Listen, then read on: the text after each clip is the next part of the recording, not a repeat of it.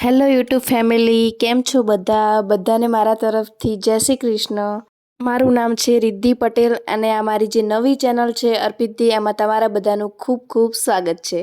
આજે અમે લોકો રવિવાર છે તો ફરવા માટે નીકળી પડ્યા છે, પણ ક્યાં જઈએ છીએ એ હું તમને અત્યારે નથી કહેવાની, એ તમે વિડીયોમાં આગળ જોશો તો તમને ખબર પડી જશે. વિડીયોના ટાઇટલ પરથી પણ તમને ખબર પડી જ ગઈ હશે કે અમે લોકો ફરવા માટે ક્યાં નીકળી ગયેલા છીએ. તો તમે પણ વિડીયોની મારફતે અમારી સાથે ફરી લેજો. અને જો તમને અમારી કંપની ગમી હોય તો વિડીયોને લાઈક કરી દેજો અને બધા સાથે શેર કરવાનું બિલકુલ ભૂલતા નહીં. તો અમે લોકો સવારે વહેલા 7 વાગે સુરતથી નીકળી ગયેલા. તમે રસ્તામાં જોઈ શકો છો કે કેટલી હરિયાળી છે ચારે બાજુ, કેમ કે અત્યારે જુલાઈ મંથ ચાલે છે તો એના કારણે થોડો વરસાદની શરૂઆત થઈ ગઈ છે. મને તો સવારમાં ઊંઘ પણ આવી રહેલી છે, પણ હવે શું કરીએ, ફરવા જવું હોય તો. આ પાછળ છે મારો ભાઈ અને આ છે મારા હસબન્ડ કે જે ગાડી ચલાવી રહેલા છે. ચોમાસામાં અહીં આ રસ્તાઓ ઉપર ખૂબ જ હરિયાળી છવાઈ જાય છે. થોડો જ વરસાદ પડતા અહીંયા ચારે બાજુ લીલુંછમ વાતાવરણ થઈ જાય છે. તો બારીમાંથી આ વાતાવરણ જોવાની મજા જ કંઈક અલગ હોય છે.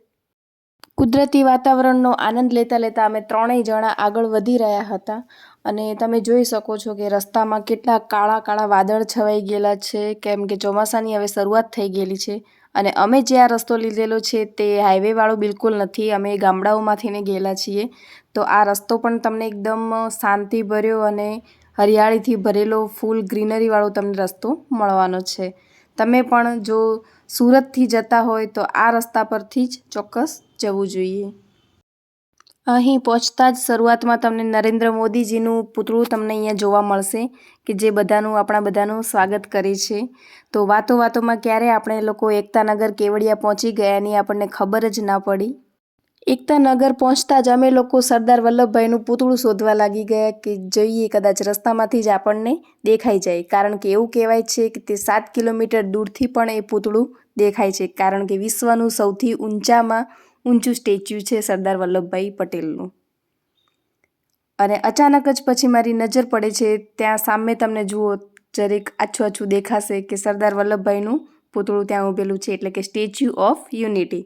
તો હા, હવે તો તમે સમજી જ ગયા હશો કે અમે લોકો આવી ગયા છીએ સ્ટેચ્યુ ઓફ યુનિટી. સુરતથી સ્ટેચ્યુ ઓફ યુનિટી જવાનું વધારે દૂર નથી, તો ગમે ત્યારે તમે અચાનક જ સન્ડેનો જો પ્લાન બનાવવો હોય તો બનાવી શકો છો. ત્યાં પહોંચતા જ તમને આવા ઓરેન્જ કલરની બસ દેખાવા લાગશે કે જે ત્યાં સ્ટેચ્યુ ઓફ યુનિટીમાં ફરતી જ રહે છે આખો દિવસ, અને એ પણ બિલકુલ ફ્રી ઓફ કોસ્ટ હોય છે. તે તમને દરેક જગ્યા પર લઈ જશે. આના પહેલાં પણ મેં એકવાર સ્ટેચ્યુ ઓફ યુનિટીનો પ્રવાસ કરી લીધેલો છે, તો પણ આ વખતે હું ફરીથી સ્ટેચ્યુ ઓફ યુનિટી જોવા માટે ખૂબ જ એક્સાઇટેડ છું. અહીંયા જેટલી પણ વખત આવીએ એટલી વખત જ તમને કંઈક નવું જોવા અને જાણવા મળશે અને તમને અહીંયા બિલકુલ કંટાળાજનક લાગવાનું નથી. તો અમે લોકો પાર્કિંગમાં પહોંચી ગયેલા છીએ. ત્યાં લોકર રૂમ પણ મળશે, તો તમારે કોઈ સામાન મૂકવો હોય તો તમે મૂકી શકો છો અને અહીંયાથી તમે ટિકિટ પણ બુક કરી શકો છો. પણ અમે લોકોએ ઘરેથી ઓનલાઈન જ બુક કરી હતી, તો અહીંયાથી અમારે ટિકિટ લેવાની જરૂર નથી.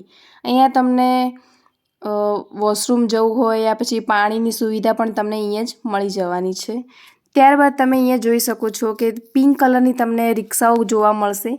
એ બધી જ રિક્ષાઓમાં લેડીઝ ડ્રાઈવર તરીકે હોય છે. આ એક ખૂબ જ ગર્વની બાબત છે આપણી બધી જ છોકરીઓ માટે કે અહીંયા દરેક છોકરીઓને રોજગારી મળી રહે છે, જે લોકો અહીંયા ઇલેક્ટ્રિક વ્હીકલ ચલાવી રહેલા છે. અહીંયા તમારે રાફ્ટિંગ વગેરે બધું કરવું હોય તો એના માટેની પણ સુવિધા છે અને એ બધી જ ટિકિટને તેની વ્યવસ્થા તમને અહીંયા જ મળી જવાની છે. હવે આપણે ગુજરાતીઓને તો ખાવાનું પહેલાં જ જોઈએ, તો અહીંયા તમને ખાવા પીવાના સ્ટોલ પણ મળી જશે. તો સૌથી પહેલાં અમે લોકો પણ ફટાફટ થોડો ઘણો નાસ્તો કરી લીધો છે અને પછી પેટ પૂજા કરીને રેડી થઈ ગયા છીએ. અહીંયા તમને રિવર રાફ્ટિંગ, નૌકા વિહાર, પછી સ્પીડ બોટ, તે બધું જો રાઈડ કરવું હોય તો પણ તમને અહીંયાથી કાઉન્ટર પર ટિકિટ મળી જશે અને તે તમે એક્ટિવિટીનો એન્જોય કરી શકો છો. ત્યારબાદ તમને અહીંયા સાયકલ પણ મળી જશે, જે રેન્ટ પર મળવાની છે, ઇલેક્ટ્રિક સાયકલ રહેશે. તો ગાડી પાર્ક કરીને અમે લોકો આગળ નીકળી ગયા છીએ. ગાડી પાર્ક કરવાના અહીંયા 50 રૂપિયા થશે. ત્યારબાદ એમની આ જે બસ છે એમાં જ આપણે ફરવાનું, એકદમ જ ફ્રી ઓફ કોસ્ટ છે. અને જો તમારે પેલી પિંક રિક્ષામાં બેસવું હોય તો એના તમારે અલગથી પૈસા આપવા પડશે. અહીંયા તમારે લાઇનમાં બહુ વધારે ટાઈમ રોકાવાની જરૂર નહીં પડે, કેમ કે દર 5 મિનિટે અહીંયા બસ આવતી જ હોય છે અને એમાં બિલકુલ ટ્રાફિક પણ હોતું નથી, તો તમે આરામથી એન્જોય કરી શકો છો. આ જે બસ છે તે ફૂલ ઓફ એસી છે, તો તમને આમાં જરાય કંટાળો નહીં આવે અને પૂરું આજુબાજુ એકદમ કાચની જ બારી છે, તો તમને બહારનો કમ્પ્લીટ વ્યૂ આમાં દેખાશે. તો સૌથી પહેલાં તમને આ જે બસ છે તે તમને ત્યાંથી લઈ જઈને સીધા સ્ટેચ્યુ ઓફ યુનિટી ઉતારશે, એટલે કે જ્યાં સરદાર વલ્લભભાઈનું પૂતળું છે ત્યાં તમને ઊભા રાખશે. તો તમે લોકો પણ બસમાં બેસીને અમારી સાથે ચાલો સ્ટેચ્યુ ઓફ યુનિટી જોવા માટે.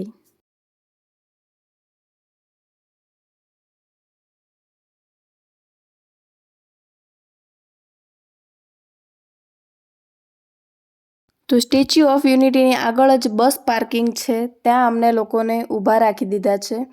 આજે તમે વાતાવરણ જોઈ શકો કે ખૂબ જ સારું એવું વાતાવરણ છે અને પવન પણ કેટલો છે અને થોડા થોડા વરસાદના છાંટા જેવું પણ છે. તો ખૂબ જ મજા આવે એવું વાતાવરણ બની ગયેલું છે. અને રિટર્ન પણ તમારે જ્યારે અહીંયાથી જવું હોય ત્યારે તમને આ જ બસ લઈ જવાની છે. આ જ બસ મારફતે તમારે બીજા એક પોઈન્ટથી બીજા પોઈન્ટ સુધી જવાનું રહેશે. અને આ એનું બસ સ્ટેન્ડ છે. તો અહીંયા થોડા ઘણા ફોટા વગેરે પાડીને પછી અમે લોકો આગળ સ્ટેચ્યુ ઓફ યુનિટીમાં અંદર એન્ટ્રી લઈ લીધેલી છે. અહીં તમે જોઈ શકો છો કે અત્યારે આજે કોઈ એટલી બધી લાઈન વધારે છે નહીં, તો ફટાફટથી તમારો નંબર પણ આવી જશે. અને સૌથી પહેલાં આપણે લોકો જઈશું સરદાર પટેલનું જે પૂતળું છે તેની નીચેની તરફ એક વ્યુઇંગ ગેલેરી આપેલી છે. તો સૌથી પહેલાં આપણે લોકો વ્યુઇંગ ગેલેરી જોવા જઈશું. અહીંયા ચેકિંગ કર્યા પછી આગળ તમારો વારો આવી જશે અંદર જવાનો.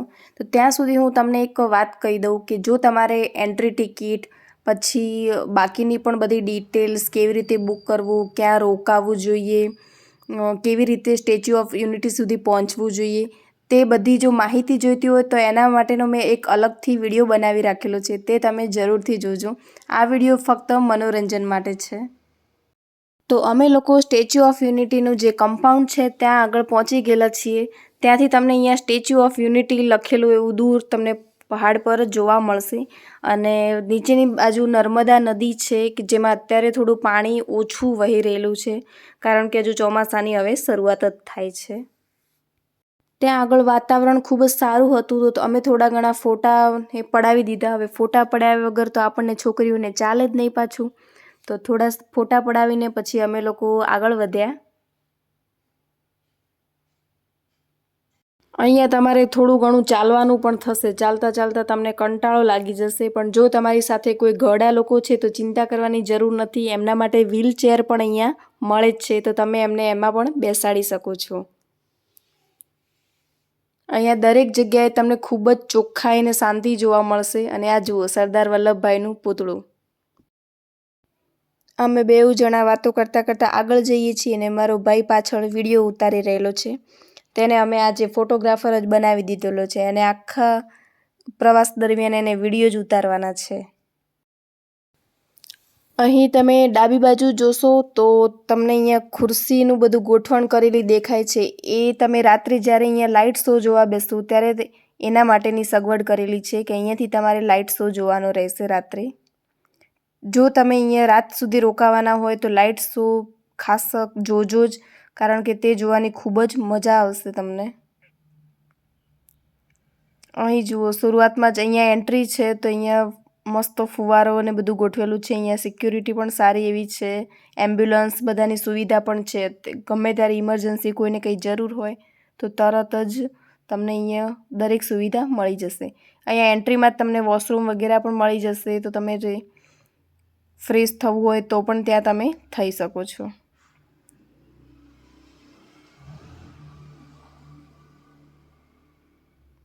આપણે લોકો સ્ટેચ્યુ ઓફ યુનિટીની એકદમ જ નજીક આવી ગયેલા છીએ. અહીંયાથી જોશો તો ઓ બા કેટલું મોટું સરદાર વલ્લભભાઈનું પૂતળું છે. 182 મીટર એની ઊંચાઈ છે. તો અહીંયા પણ અમે લોકો સરદાર પટેલ સાથે થોડા ઘણા ફોટો ખીચી લીધા. ત્યારબાદ ચલો સારું થયું, અહીંયા સીડી આવી ગઈ, જેથી હવે અહીંયા વધારે ચાલવું નહીં પડે. આ સીડી પર તમે ફક્ત ઊભા રહો તો પણ ચાલશે, પરંતુ આ સીડી એટલી સ્લો ચાલે છે કે આપણને એના પર ઊભા રહેતા રહેતા કંટાળો આવી જાય. એના કરતાં તો ચાલવું જ સારું. ચાલતા ચાલતા થાકી ગયા. ચલો ફાઇનલી હવે સ્ટેચ્યુ ઓફ યુનિટી આવી ગયેલું છે. તો તમે જોઈ શકો છો કે કેટલી ઊંચાઈ છે આ પૂતળાની. તો સૌથી પહેલાં આપણે વ્યૂઇંગ ગેલેરી જોઈ લઈએ. અહીંયા આવવા માટેની કોઈ અલગથી તમારે ટિકિટ આપવાની જરૂર નથી, તો તમે ફ્રીમાં જ વ્યૂઇંગ ગેલેરી આખી જોઈ શકો છો. એમાં તમને જાત જાતના પ્રદર્શન ને થિયેટર્સ જોવા મળી જવાના છે. વ્યૂઇંગ ગેલેરીની અંદર પણ એક સરદાર વલ્લભભાઈનું નાનું એવું પૂતળું રાખેલ છે કે જે તમે અહીંયા જોઈ શકો છો વિડીયોમાં.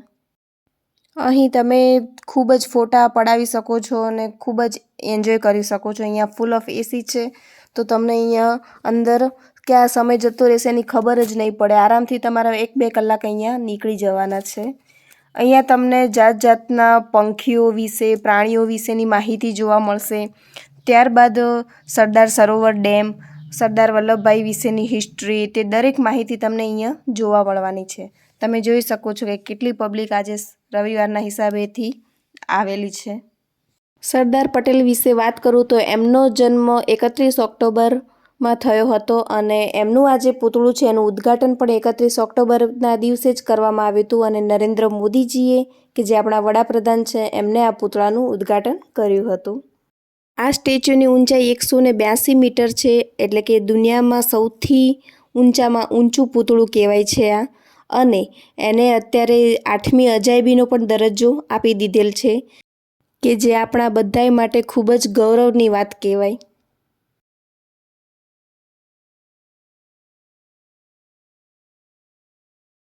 જો તમારા ઘરે નાના બાળકો હોય તો એમને અહીંયા સ્ટેચ્યુ ઓફ યુનિટીના પ્રવાસે ચોક્કસથી લાવવા જોઈએ, કેમ કે એમને અહીંયા ગેલેરી જોઈને પણ ખૂબ જ મજા આવવાની છે. તમને અહીંયા ગેલેરીમાં જાત જાતનું નોલેજ મળવાનું છે. અહીંયા તમને અલગ અલગ ગેમ્સ પણ મળશે જે તમે રમી શકો છો.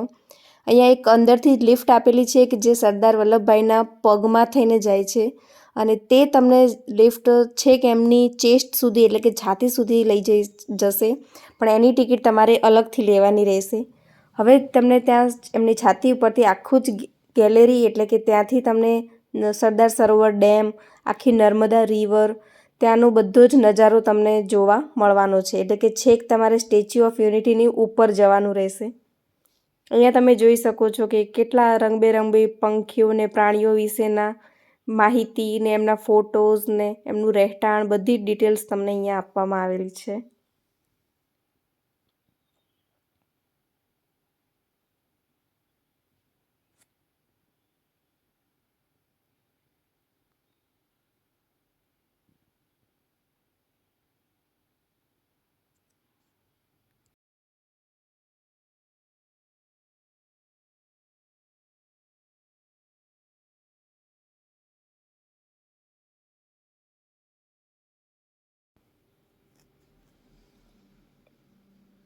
અહીં તમારે જે વસ્તુ વિશેની માહિતી જોઈએ તેના ઉપર ટચ કરીને તમે એના વિશેની બધી ડિટેલ્સ પણ જાતે જ જાણી શકો છો અને જોઈ શકો છો.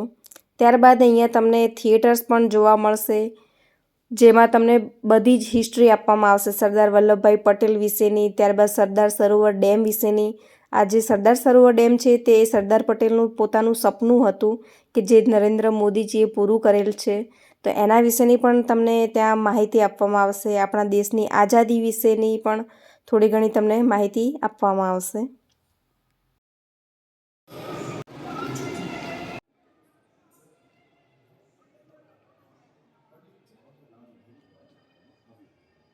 અને સપ્ટેમ્બર 2017 વડાપ્રધાન નરેન્દ્ર મોદી દ્વારા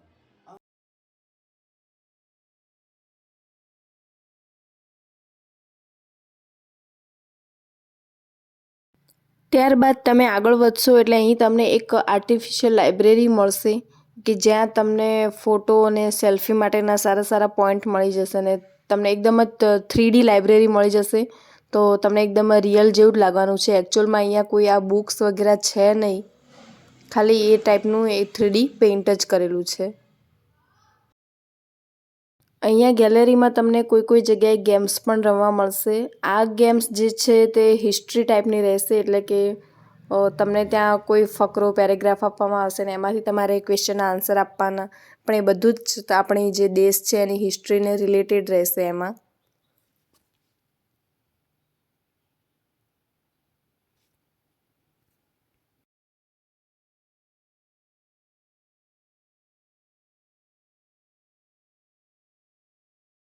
એના પછી અહીંયા તમે જોઈ શકો છો કે તમારે પ્રતિજ્ઞા કોઈ જાતની લેવી હોય તો તે પણ તમે લઈ શકો છો. તમારું નામ, એડ્રેસ અને તમારી ઉંમર લખવાની રહેશે અને તમે કોઈ પણ પ્રતિજ્ઞા લઈ શકો છો, જેમ કે હવેથી હું સ્વચ્છતા રાખીશ, જે સરદાર પટેલ પોતે જે પણ પાળતા હતા તેવી રીતની પ્રતિજ્ઞા.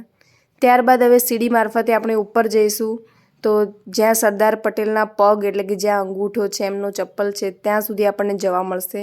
ત્યાંથી ઉપરથી તમે નીચેનો નજારો જોઈ શકો છો.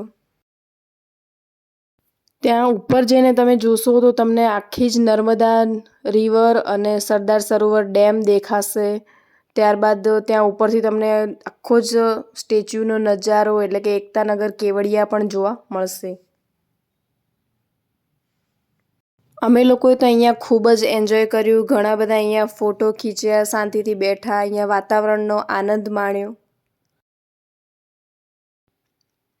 તમે જોઈ શકો છો કે આપણે સરદાર પટેલના જે ચપ્પલ છે એમના બરાબર પણ નથી, કેમ કે આ પુતળાની હાઇટ ખૂબ જ વધારે ઊંચી છે.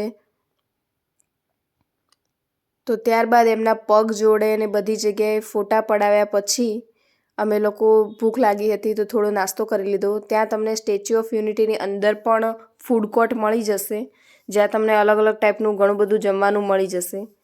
ત્યારબાદ અમે લોકો હવે થાકી ગયા હતા તો બસમાં બેઠા અને આગળના બીજા પોઈન્ટ જેમ કે jungle safari, cactus garden, butterfly garden, valley garden એવા ઘણા બધા પોઈન્ટ્સ છે જે તમે જોઈ શકો છો.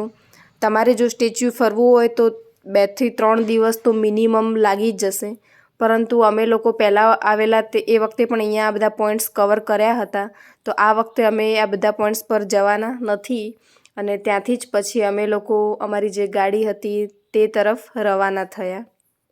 પરંતુ હા, જો તમે લોકો બાળકો સાથે આવો છો તો ન્યુટ્રિશન પાર્ક, પછી એમની માટે ઝૂ છે, પેટ ઝોન છે, એવા ઘણા બધા પોઈન્ટ્સ છે તો જે તમે ખાસ વિઝિટ કરવા જ જોઈએ. એના માટેનો મેં એક અલગથી ડિટેલ્સ વિડીયો બનાવ્યો છે, તો એમાં પણ તમે જોઈ શકો છો કે એ જે જંગલ સફારી બધું છે એમાં કેટલી મજા આવે છે. તો પછી અમે લોકો અમારી ગાડી લઈને ત્યાંથી સાંજે 4-5 વાગે અરાઉન્ડ રવાના થયા. આ વિડીયો ફક્ત મનોરંજન માટે હતો, પરંતુ જો તમારે ફૂલ આઇટનરીવાળો વિડીયો જોઈતો હોય તો એની લિંક મેં નીચે ડિસ્ક્રિપ્શનમાં મૂકી દીધેલી છે, તો એ તમે જરૂરથી ખાસ ચેક કરજો અને તમે પણ તમારી ફેમિલી સાથે સ્ટેચ્યુ ઓફ યુનિટી જરૂરથી ફરવા જજો. જો તમને મારો વિડીયો પસંદ આવ્યો હોય તો લાઇક, શેર ને સબસ્ક્રાઈબ કરી દેજો. હા, કમેન્ટ કરવાનું પણ બિલકુલ ભૂલતા નહીં. તો ફરીથી મળીશું આપણે આવા જ નેક્સ્ટ સારા વિડીયોમાં. ત્યાં સુધી બાય બાય, સી યુ સૂન. સૌને મારા તરફથી જય શ્રી કૃષ્ણ.